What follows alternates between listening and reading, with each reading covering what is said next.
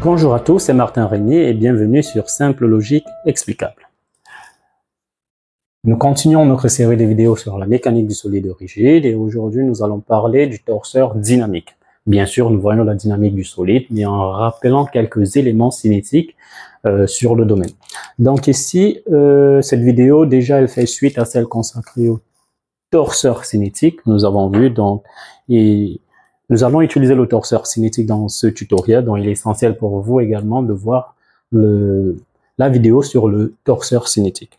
Alors ici, on va rappeler tout simplement que nous étudions un système matériel, un solide rigide, bien sûr, par rapport à un référentiel R0 que nous allons mettre ici.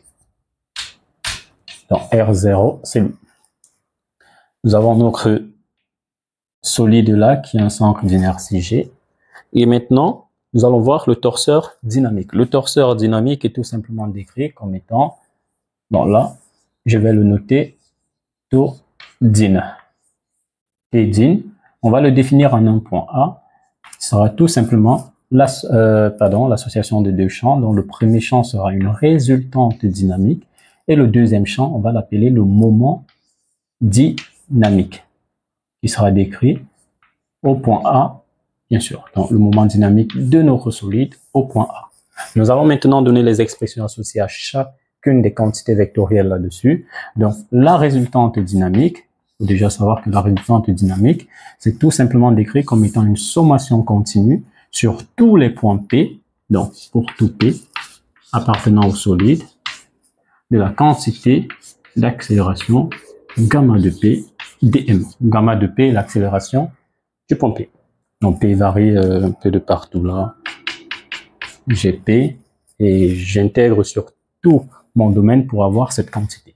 Alors le moment d'inertie, le moment dynamique défini au point A, le moment dynamique de mon solide défini au point A ne sera rien d'autre que une sommation continue. Ce sera exactement comme le moment cinétique, mais vu ici qu'on utilise plutôt les quantités d'accélération et non de vitesse, on aura tout simplement AP vectoriel gamma de P dm.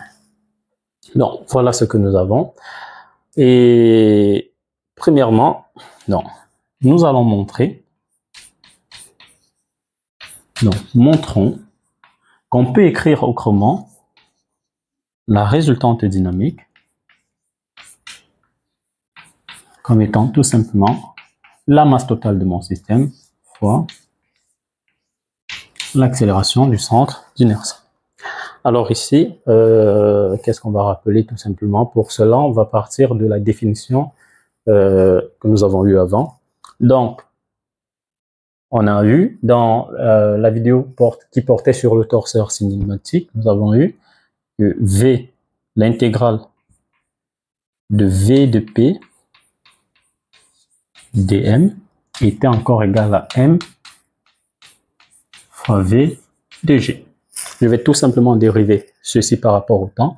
Donc j'aurai la dérivée par rapport au temps de l'intégrale de V de P dm qui sera égale à la dérivée par rapport au temps de M V de G. Maintenant, en supposant que mon système est à masse constante, il y a une conservation de la masse, je pourrais faire sortir ma masse de cette dérivation et j'aurai dérivé par rapport au temps de V de G qui sera gamma de G. Maintenant ici, ça c'est une sommation continue qui se fait spatialement sur tous les points et ça c'est une dérivation temporelle. Ça veut dire je peux introduire ma dérivation temporelle dans la sommation continue et j'ai donc au final l'intégrale de d V de P sur dt dm qui est tout simplement égal à M dérivée de V de G par rapport au temps. Il faut savoir que toutes ces dérivées se font par rapport à R0 bien sûr. Donc vous voyez qu'ici, je peux donc tirer que l'intégrale de gamma de P dm est encore égal à M gamma dg. Et ceci, c'est encore ma résultante de dynamique. Donc RD est encore égal à M fois gamma de G. Maintenant, montrons que le moment dynamique qui est là est un champ antisymétrique. Donc, c'est ce que nous allons faire en deuxième volet. Montrons que le moment dynamique est un champ antisymétrique. Ou bien, bon, un champ de moment, tout simplement. Alors, pour cela, on va toujours partir de la définition du moment dynamique, donc de mon solide S, qui sera intégral sur le domaine de AP vectoriel gamma de P dm. Donc, voilà ce que nous avons. Maintenant, qu'est-ce qu'on va faire? On va tout simplement introduire un point que je vais prendre là. Je vais dire soit B, par exemple. Je sais pas. Un point. Je vais le prendre appartenant R3. Alors, qu'est-ce qu'on a? Le moment dynamique défini depuis le point A sera tout simplement égal. Bon, ici, je pourrais, en fait, c'est juste pour dire que AP, ce sera AB plus BP. Tout simplement. Donc, ici, je me retrouve avec AB d'abord. Donc, j'ai l'intégrale de AB vectoriel gamma de PDM plus maintenant l'intégrale de BP vectoriel gamma de PDM. Ici, la sommation se fait sur tous les points P, ça veut dire que AB n'en fait pas partie. Donc, j'ai AB vectoriel, une sommation de gamma de P dm plus. Ceci est exactement comme ceci, mais sauf que c'est décrit en B. Ça veut dire que cette quantité n'est rien d'autre que le moment dynamique de mon solide décrit au point B. Donc, maintenant, la quantité intégrale de gamma de P dm, on a vu que c'est M gamma de G. Donc, au final, je me retrouve avec mon moment dynamique en A, qui est encore égal au moment dynamique de mon solide en B, plus AB vectoriel, l'intégrale ci, c'est la résultante dynamique, tout simplement, M gamma de G. Donc, comme ceci satisfait le transport des moments, ou la formule de Varignon, alors je peux tout simplement dire que mon moment dynamique est un champ de torseur, ou alors un champ antisymétrique tout simplement. Maintenant, cherchons une relation qui nous permet de déterminer le moment dynamique connaissant le moment cinétique. Alors, vu que le moment cinétique s'exprime avec la quantité de mouvement et que le moment dynamique, lui, fait appel à la quantité d'accélération, on voit qu'entre les deux quantités, il y a un opérateur de dérivée qui agit sur la quantité de mouvement pour retrouver la quantité d'accélération. Alors, cela nous permet de penser à la dérivation temporelle de notre moment cinétique du solide défini en A. Donc, lorsque je vais dériver ceci, ce sera bien sûr la dérivée temporelle de l'intégration de quoi? De le moment cinétique, comment il s'exprime? J'ai du AP vectoriel V de P dm. Alors ici, lorsque je vais dériver, je vais essayer d'aligner ça ici. Si c'est un peu long, j'aurai d